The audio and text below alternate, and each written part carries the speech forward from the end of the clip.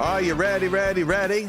Ring-a-ding-a-ding-ding. I used to have a song by Godfrey Brittle, his name was, which is called Are You Ready, Ready, Ready? I got to get that song and play it for you sometime. It's powerful. Are you ready? Because today's show is going to really rock. I have an interview with Jason Mattera. Jason, a 3-time New York Times best-selling author, and he hits the subjects no one else wants to talk about. And that's the reason why you need to be hearing from him. Moral case for embracing polarization. There's a Bible verse, and it's from Hebrews chapter 11, verse 34. It says, certain people out of weakness were made strong, and they became valiant in the fight. How many of you are about to become valiant and strong because you're embracing the battle in America? Instead of being weak, you're going to be strong. By the way, I've been asking my staff, where is the vital organ stuff? I just did a podcast with Dr. Jordan Rubin. Jordan Rubin is a genius. I call him like the Jewish Edison of organics. He said that, if you want a better liver, you eat liver. If you want a better heart, you eat heart. You want better kidneys, you eat kidneys. He said it's amazing the correlation between body parts in the animals and their body in the body part of a human. He said, but nobody wants to eat that stuff. They don't like it. So he put it together in a special blend called Organs Blend. It's I wouldn't say it's the tastiest branding, but that's better because he has a limited supply, and I'm getting them now for me. You want to get Organs Blend, ancientnutrition.com/Lance. And then the women came out, just had my producers come out and go, hey, the women's vitality product is wild. They're all my team experiments with this stuff. Well, I've got more energy, more clarity. It's just women's vitality, ancientnutrition.com/Lance. And then you use Lance VIP, you get 20% off. Did I tell you that? I forgot to tell you. Lance VIP gets you 20% off. Let me know what's going on out there. We're doing market research all the time. ancientnutrition.com/Lance. Use the code Lance VIP, save 20%. And wax valiant in the fight. Let's get into today's show. Every now and then I get to bring in an expert. I mean, when I say expert, I mean somebody who has mastery in a certain area that you need to know about. And the person that I'm bringing in from his early teens, even in his 20s, was a college phenomena in pushing back on the left and learning how to embrace the battle and have fun in the conflict. He's the author of 3 best-selling New York Times books, but I don't want to waste another moment because I really think my goal is to get Jason Mattera a show similar to mine so that this next generation of voices, Mark Levin's and Glenn Beck's, and as we're aging out, we can bring these guys up. Jason, please join us. Hey, Lance, thanks for having me on. Good to see you, young man. So anyway, you got me all excited. I was, I wake up in the morning and I want to be like, kind of like positive, but I'll read some of my friends, letters or articles, and you're one of them. And you got me going today. The moral case for embracing polarization. We're living in a day when everybody is bending over backwards in the evangelical church. I think it's the high church evangelical thing came from New York with who's the famous New York evangelical pastor there that just passed away? You know who I'm talking about. Tim Keller. Then the Rick Warrens. Mm-hmm. And these guys are like, we've looked up to them for so long as the model of Billy Graham-like statesman Christianity that when they go off, boy, do they take you on a ride, and they go off for all the noblest reasons, mainly being peace-loving, staying out of politics, being able to get along with your neighbor. God loves everyone. Don't you know he loves the Democrats and the Republicans equally? Yeah. And so you're right away. The next thing you know, you're going down that trail. You're packing your bags. You're getting on the train station. The Gestapo's herding you off to the camp, and you realize maybe I should have said something. So talk to us about this article here, and please make the argument that it is the biblical responsibility to stand up against evil and not try to find common ground so that you can win your friend, make friends out of someone who maybe you need to have a serious conversation with. Talk to us. Yeah, and we're all about making friends and bringing about unity. We have all these crocodile tears in our culture, especially from those in the evangelical world. You mentioned some of the names, who are like, oh, can't we just get along? And we have to stop this, they call it derisively, the culture war theology, and stop breaking out in these political camps where one is the children of light and one is the children of darkness. And on it goes. We even had, as you talked about, those woke, he gets us ads during the Super Bowl and say Jesus didn't preach, hate, he preached love. And we don't want to, politics has been used to inflame our cultural divisions. And we just want to bring people together and just speak about that message of Jesus and that message of unity. And it begs the question, is polarization, which is being bemoaned, always wrong? And I would say no. I would say obviously we want people to have a unity, but what are you uniting behind? And that's always the key question. If we're uniting behind a Christian consensus on how to direct the affairs of not just our government, but our family and our churches and our communities, then sure, let's have unity, and we should invite people into it and explain or try to make our case and persuade people. But that's not what we have today. We have deep cultural divisions and political divisions for a very good reason. It's because the highest office in the land, Lance, as you know, is literally trying to trans America's youth. All right. We're going to go there in a second, because I think once we bring down some examples, like the story, like the one you tell about here in the article, I want you to cover that. But I think it makes it very clear. But let me just go to a biblical verse here. Well, I guess a Bible verse is biblical. So it's chapter 14, the book of Acts. This comes to my mind for those of you that want to, especially you preachers out there that occasionally eavesdrop on me. Now, it happened in Iconium that they went together. This is the Dr. Luke is writing about the Apostle Paul. And they went together into a synagogue and so spoke that a great multitude, both of the Jews and the Greeks, believed. But the unbelieving Jews stirred up the Gentiles and poisoned their minds against the brethren. So much is in that verse that is typical of every era. There's always a group that is jealous that you're having influence on the populist movement or on the people. And so they aren't exploring the truth. They're out to poison the minds of the people you're reaching because they're losing power. And if they lose power, they're losing money. So they poison the mind. That's slander, that's media, that's false accusation, that's lawfare. That's what you've got happening today. Nothing's changed. But I want you to catch this verse. Therefore, Paul and his team stayed there a long time, speaking boldly in the Lord, who was bearing witness to that word of his grace, granting them supernatural attestation in signs and wonders done by their hands. Now watch this. But the multitude of the city was divided. Part sided with the Jews and part with the apostles. I want to point out something. When an apostolic generation has done its job, you don't bring the whole city into unity. You unite people around the truth who will be truthful, and you separate those that are anti-truth from the truth, and you've perfectly divided the word of God when you perfectly divided the heart into camps that are for the truth or against the truth. The goal of apostolic Christianity in the Bible isn't a city united. It's a city divided for the right reasons. Yeah, the gospel is inherently divisive in that it demarcates right from wrong very clearly. And we shouldn't be surprised because it's all throughout the Bible, Old and New Testament, where God's people were persecuted because they were standing up for truth. But you have these Christians today, they're like, oh, they love to throw out the word winsome. Oh, we got to be winsome. And I'm not saying in embracing polarization, you want to be a loudmouth jerk and belligerent and all of that. But what I am saying, and Christians and Christians who follow you and are devoted listeners to your show and your podcast, Lance, know that we should be speaking out on social media and in churches and in city council meetings and in town halls. And yet there are a number of these so-called Christian leaders out there with big platforms who are trying to discourage Christian activism and engagement in the public sector because they say, well, it's not winsome, or it's not uniting, or it's going to deepen our cultural divisions. And they want us, and what that is just a euphemism for giving up. They just want to give up. We should start calling them cowards for Christ, because that's what they are. They are cowards. It is a misrepresentation.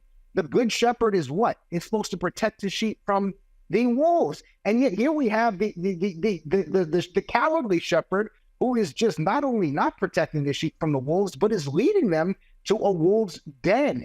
And it's okay to go ahead and speak the truth and worry about the consequences. And not only just in biblical history, but just in recent history, we have men like Dietrich Bonhoeffer, right, who was literally plotting to assassinate Hitler. He was talking about Jewish persecution at the hands of the Nazis. Should he not have done that because it wasn't winsome and he may have offended the sensibilities of his Nazi neighbors? Or William Wilberforce? I mean, he certainly unsettled the plantation owners and the feelings of the merchants when he talked about banning the Atlantic slave trade. Should he not have done that because it was polarizing, which it definitely was in that time? Or Martin Luther King, his movement's cry for civil rights, should he not have done it because, all those people were kind of getting used to Jim Crow, and they liked the different water fountains for whites and blacks and the different schools for whites and blacks. And he shouldn't have really rocked the boat in that manner because it wasn't winsome. It was polarizing for his time. And the point is, the gospel is polarizing because it's a moral claim, as you know, for the entirety of society. And that was so maddening with these Christian leaders who should know better. They should know better, but they don't want to get sullied in politics because we don't have the right candidates, or, it's a little dirty and messy. Jason, we have, because we got limited time, we got 2 minutes and 40 seconds here in this segment, but I want to start this off with Michigan, because Michigan's one of the swing states. Michigan, Wisconsin, and Arizona and Georgia. We're going to be working extensively. I'm going into every one of those swing states with as many influencers as possible to try to do a thing called the Courage Tour, because believers need to stand up. If we don't show up, the nation is going to go down. That's why this conversation with you is so important. Those of you that are listening, by the way, can go to thecouragetour.com, find out when we're coming to a city near you. We're going to be bringing a whole boatload of on fire people. And listen, Jason, I think I need to get you involved with one of these too. And I'll tell you why.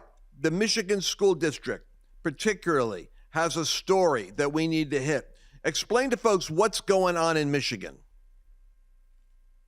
Yeah, it's the East Rockford Middle School District, and it's a case that's now being litigated by our friends at the Alliance Defending Freedom. And the basic details of the case is a couple's daughter was struggling academically, emotionally 2 years ago, and the school, and she's been going to the school since kindergarten, so they were familiar with the staff, with the teachers, the psychologists, and said, hey, our daughter's not doing well.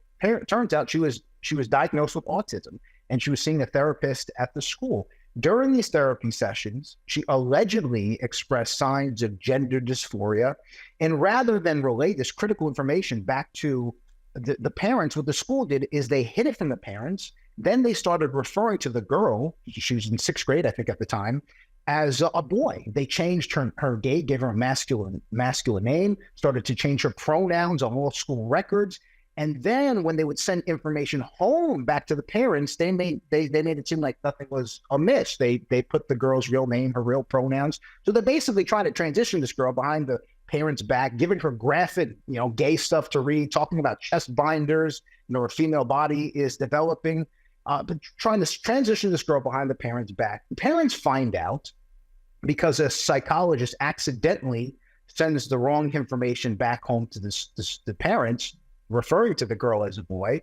The parents say, hey, listen, you gotta, they're firmly, either adamant, you gotta refer to our girl as a girl and not a boy. The school refuses. They say, well, no, your daughter's wishes here trump your parental rights. So they yank the girl from the school. They are suing now the school district, but it's emblematic of what we're dealing with across America with government schools, especially in these not just you find them even in red districts too, so it's not just a red or blue thing. And so Jason, I want you to hold that thought. We're going to take a quick break and we're going to come right back. You don't want to miss this because this is happening in your school also. We'll be right back.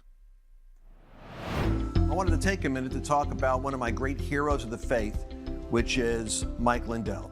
What's really cool about Mike is it's not just the pillow.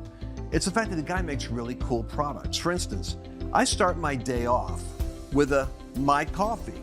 I had a cup of coffee the other day here in the office, and I said, no, I want that. It wasn't like Starbucks. It tastes better. And it was Mike's Coffee. I said, what is it? They go, Mike Lindell's Coffee. I said, my gosh, get a bunch of my coffees. Now, the best way to start the day is you put on these slippers, right? And have your My Coffee. If you've not worked with these slippers yet, I'm not kidding you. There's a special kind of a design that Mike has put into these with 4 layers of cushion with a solid sole and a fur interior. I call it my sip and slip strategy. I start my day off by slipping on my slippers and having a sip of Mike's coffee. But you know what else I'm curious about now? Because I've got to check out the 2.0 pillow. The 2.0 pillow actually is designed so that it distributes the heat of your own head, your face. You know, you're lying there, and it makes it so the pillow's always cool. Now, I like that because I wake up in the middle of the night and have to flip over my pillow because it gets hot.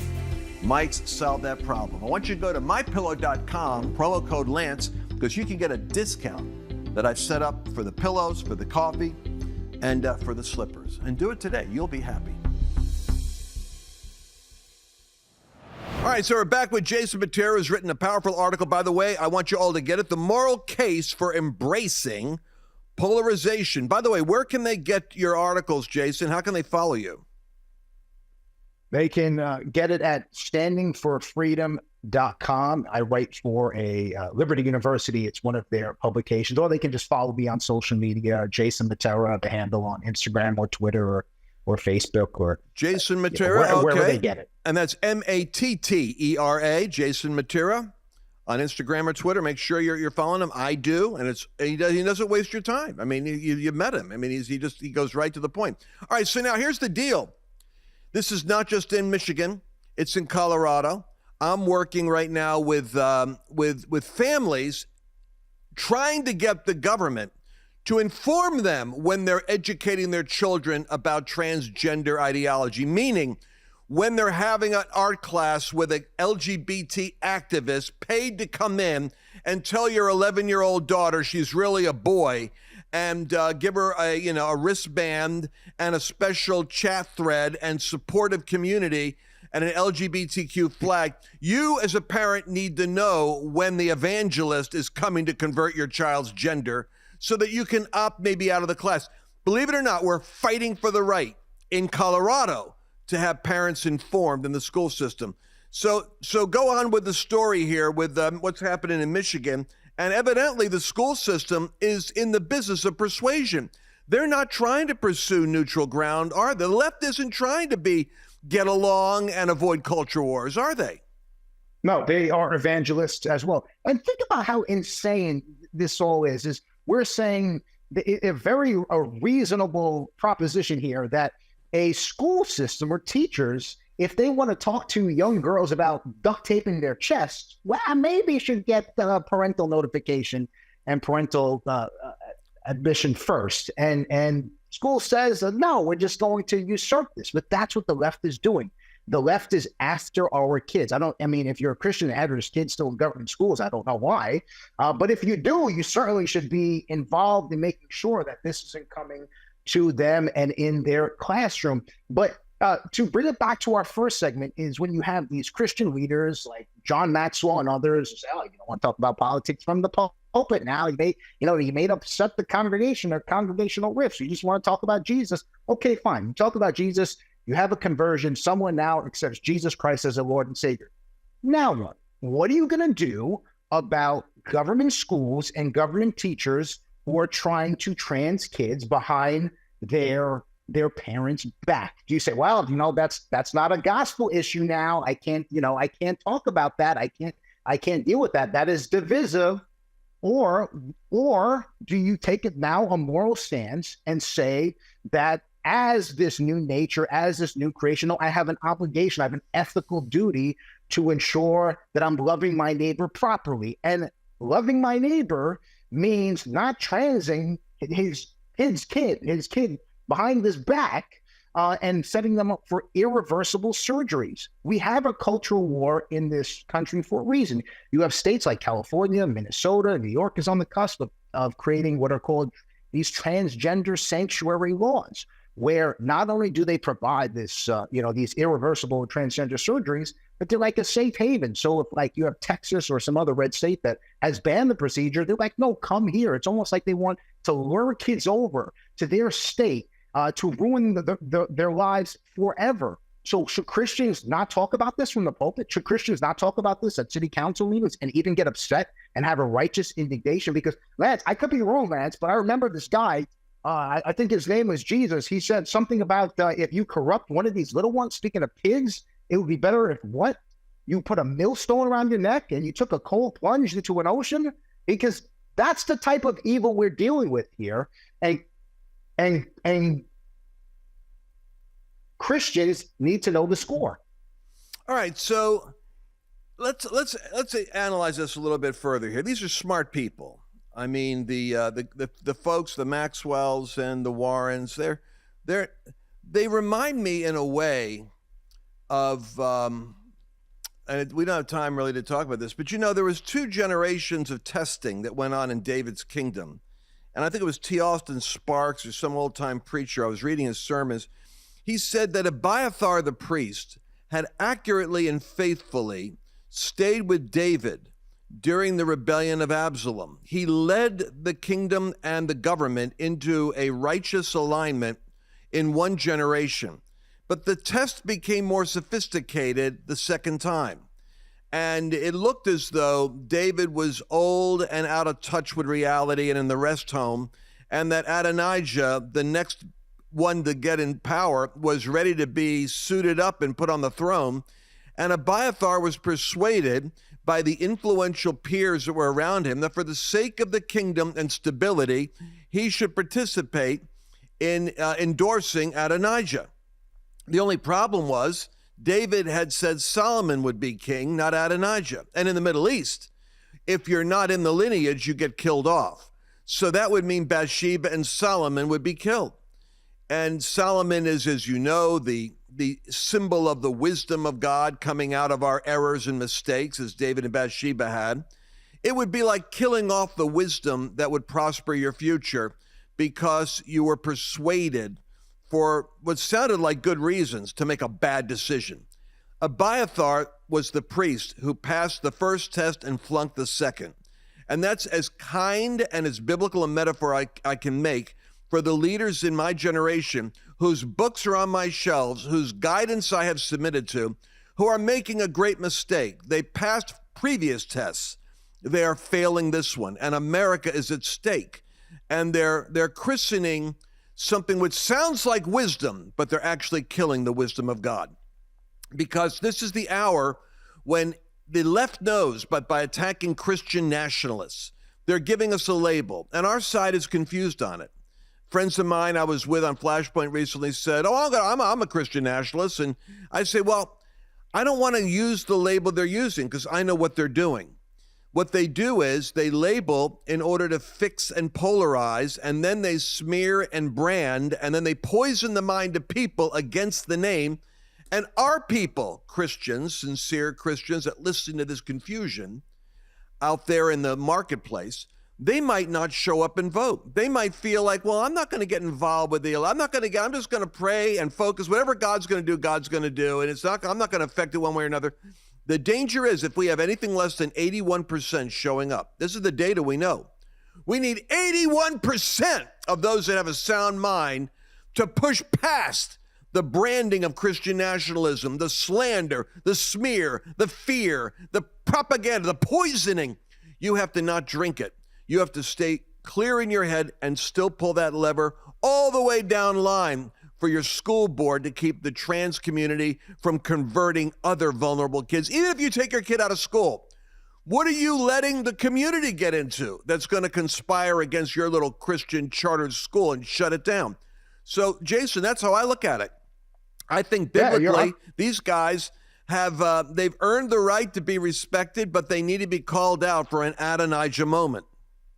Yeah, they're living in a different time period in their minds. We no longer have this neutral playing field, right? There was because of a Christian consensus, but now we have a hostile playing field, and there's someone's worldview, someone's morality is going to be driving public policy. And we have the right and we have the responsibility and civic duty as Christians under our Constitution, right? Our Caesar, right? To go ahead and make our voices heard. We have protests that we're seeing in Cuba going on right now. Hundreds of people taking to the streets because they're tired of the food shortages and the rolling blackouts and the political subjugation. And they're saying, down with communism. I've been to Cuba and seen the oppression firsthand. It is. Then when you come back, you realize how much you take for granted with just being able to go to the ballot box and say, you know what, this person may not be perfect, but his worldview pretty much aligns with mine, and I'm going to support it. I'm gonna make my case why I support him. And we have far too many pastors who have the pulpit, and they're going to act as cowards in that process by not saying, hey, listen, we may have two candidates who are faulty in many ways and have character flaws, but guess what? We're not dealing with candidates here. We're dealing with administrations, and one administration will protect your religious liberty. They will not try to train your kids behind your back. They will try to keep taxes low and have a limited scope for government and try to uphold the Constitution, while the other one is going to micromanage every area of your life, from telling you what type of car to drive to banning your gas and stoves, from trying to tell adoption agencies that this is what the Biden administration is doing now, telling adoption agencies that if an LGBT kid is placed in a home, the parents must abide by every single one of his wishes, even if it means his irreversible surgery.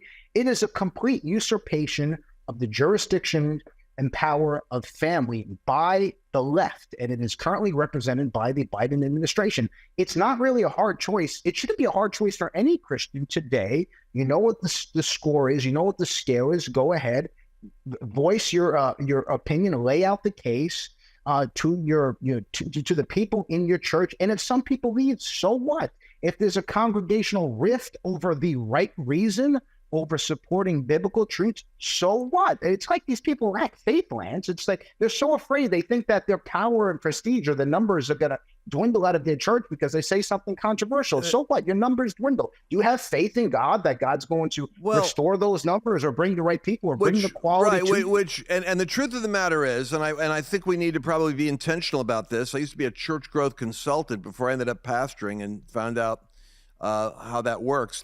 The reality is, churches that make the transition to being strong, articulate, courageous, moral voices grow, because the people that are waffling aren't meeting the market demand for clarity on subject matter. So if you are clear in your pulpit about these things, the Pew Research Center says there's a new phenomena. Christians are choosing their churches based upon their politics more than ever before. What does it tell you? It tells you that the divide's already happening. Those that are out of touch are looking for churches that won't bother them, and those that are looking for the voice of truth are finding churches that aren't afraid to discuss political reality. One final thought. I heard a guy in an interview that I was on. Sometimes you're on the show and you listen to another speaker and it's like, aha, the light goes on. He said the mistake the church has made is because it didn't embrace clear morality, teaching the Bible, which is a moral book.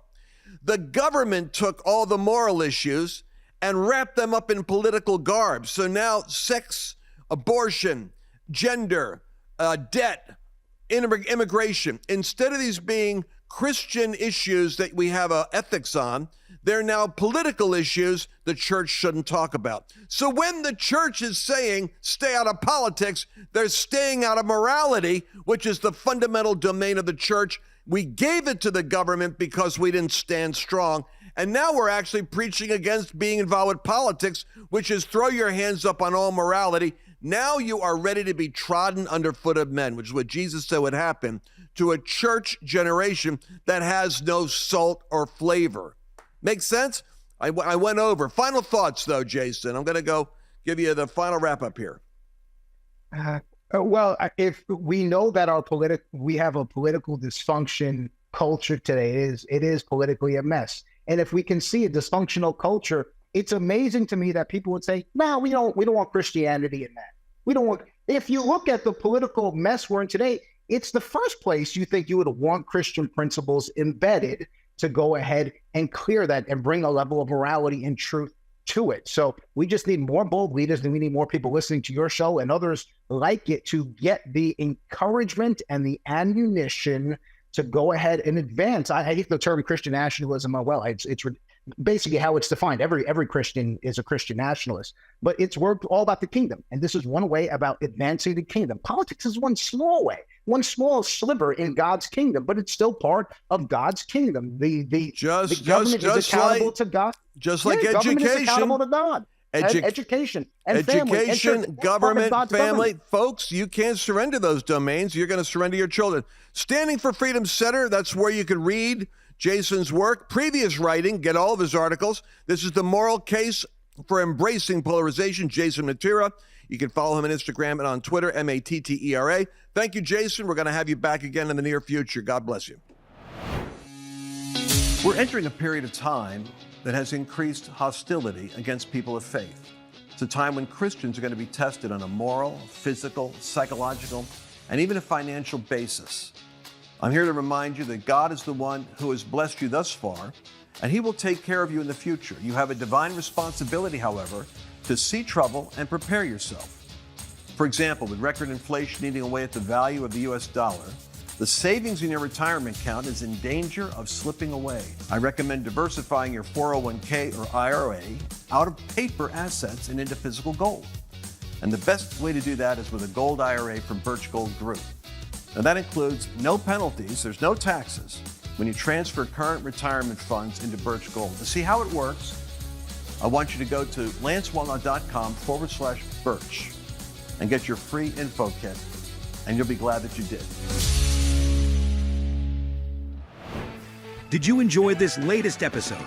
Please remember to share it with your friends, because the more knowledge you have, the better equipped you are to navigate the world.